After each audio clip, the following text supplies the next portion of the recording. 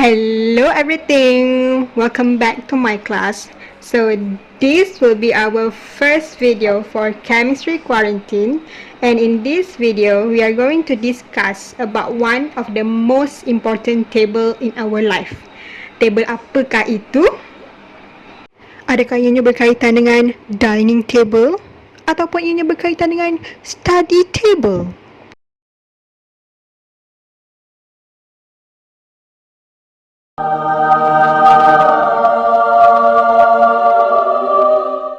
Periodic table ni dia sebenarnya adalah a chart that represents 118 elements, okay, 118. Macam mana kat dapur rumah kita ada olive oil, bawang merah, bawang putih, lemon, gula, ni kan semua ada tempat yang tersendiri dekat dapur. Macam tu juga nitrogen, kalsium, fosforus, potassium, semua ni pun ada tempat yang tersendiri dekat dalam periodic table. Before we dismiss our class today, these are the 3 criteria that you should be able to meet at the end of this video. First, you should be able to deduce basic principle of arrangement of elements in the periodic table. Second one, you should be able to describe briefly the modern periodic table of elements. And last but not least, you should be able to generalize the relationship between proton number and the position of elements in the periodic table.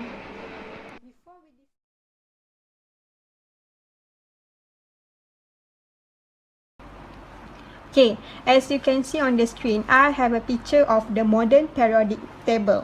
First, we are going to look at the basic principle of arrangement of elements in the periodic table. Elements in the periodic table are arranged in ascending order of proton numbers. The proton numbers ranging from 1 until 118. This means that we have 118 elements all together in the periodic table. Okay, you can see that hydrogen has 1 proton number, helium has 2 proton number, and lithium has 3 proton numbers. Nombor dia makin lama makin bertambah sampailah yang paling bawah ni 118. Besides that, elements with similar chemical properties, they are placed in the same vertical columns. Okay, yang ini, yang menegak ni adalah vertical columns. So, all of the elements in the same column, they share the similar chemical properties. This means that hydrogen has the same properties, chemical properties as lithium. Same goes to lithium and sodium. Faham?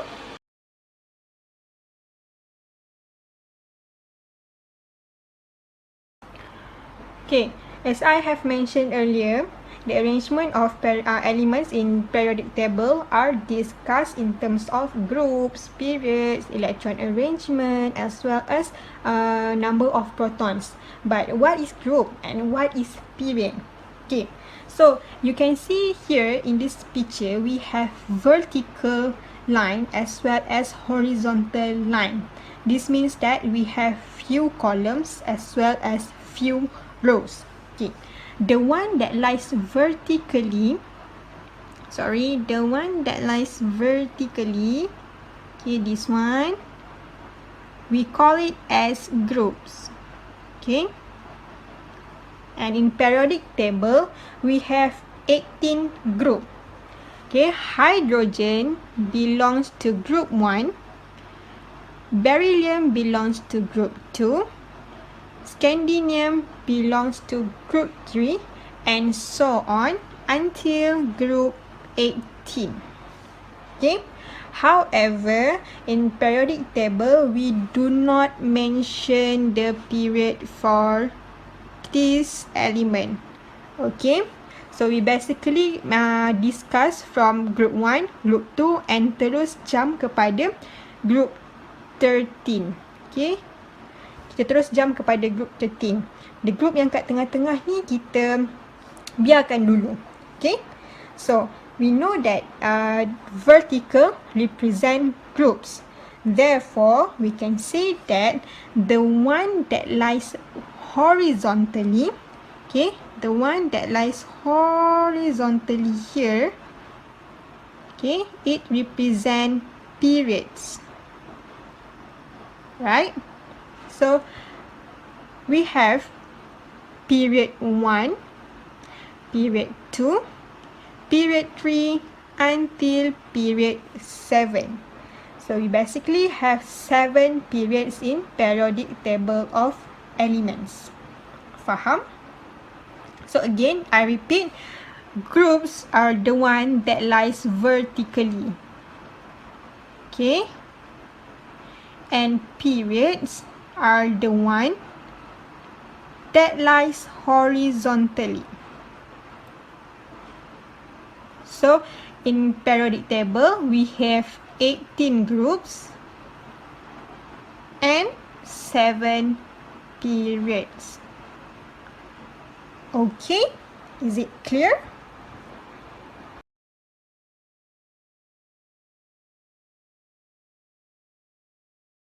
Okay, so now we are going to look what is the relationship between number of protons and electron arrangement with periodic table. Okay, basically number of protons and electron arrangement can help us to determine the element belongs to which group as well as which period. So I'm going to show to you guys how we can do this. Okay, so first we will use lithium as our example. Okay, so lithium, the number of proton for lithium is 3. You boleh tengok dekat buku periodic table belakang buku tu, okay? So, the electron arrangement for lithium would be 2.1. Okay, so 2 is our first shell and 1 would be our second shell. So, we basically have 2 shells over here. Okay, now in order for us to determine the group for lithium, we have to look at the valence electron. Okay, in electron arrangement, nombor yang belakang sekali, yang ni satu ni, itu adalah valence electron kita. So, since we have 1 as our valence electron, so we can say that lithium belongs to group 1. Okay, so far so good. Faham Faham Kalau tak faham nanti tanya soalan. Okay, now we are okay, kita tengok period pula. Okay, untuk period we have to look at how many shells we have.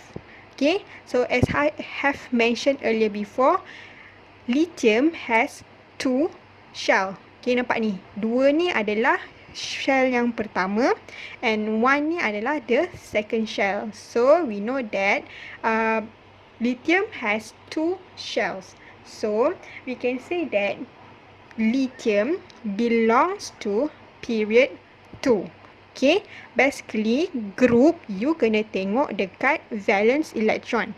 Nombor yang paling belakang dekat electron arrangement. Dan period you kena kira nombor dekat electron arrangement tu ada berapa. Kalau ada 4 nombor, dia period 4 lah. Okay, kalau macam lithium, dia ada 2 je nombor. So, dia punya period adalah 2 sahaja. Okay, so far so good. Clear? Okay, tak apa. Kita tengok another example, which is calcium. So, proton number for calcium is 20. Okay, so the electron arrangement would be berapa? 2, 8, 8, 2. Okay, so now again kita nak tengok dia duduk dekat group mana. Whenever kita nak decide the group, we have to look at the valence electron, number yang paling hujung dekat electron arrangement. In this case, calcium punya valence electron is 2. So we know that calcium belongs to group 2. Okay, as for period, okay, kira berapa banyak shell yang kita ada. Okay, this is our first shell, this is the second one, third one and the fourth one. So we have 4 shells. This means that calcium belongs to period 4. Okay? Faham? Okay. Let's try another example, which is aluminium. Okay. What is the proton number for aluminium? Okay, aluminium ada 13 proton number. So the electron arrangement will be 2, 8 and 3. Pandai. Okay. Then group. Okay. Untuk group dia ada special rules. Okay. Whenever you have valence electron that is greater than 2, okay, maksudnya 3 ke 4 ke 5 ke valence electron dia, okay, you have to add with 10.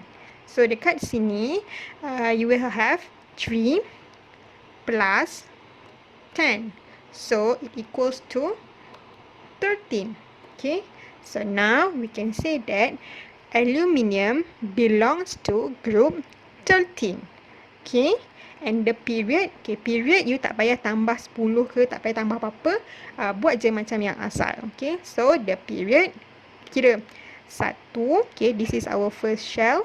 This is the second one. And this is the third one. So we know that aluminium is in period 3. Faham? As a conclusion, these are some of the important points that you should be able to grab at the end of this video. Okay, first, you have to remember that groups always the one that lies vertically. Ataupun kita panggil dia column. Okay, meanwhile, periods is the one that lies horizontally. And valence electron, dia akan bantu kita untuk determine the element belongs to which group. Meanwhile, number of shell will help us to determine the period of the element. And last but not least, remember, elements are always arranged in ascending order of proton numbers from 1 until 118, which indicates we have 118 elements overall in the periodic table.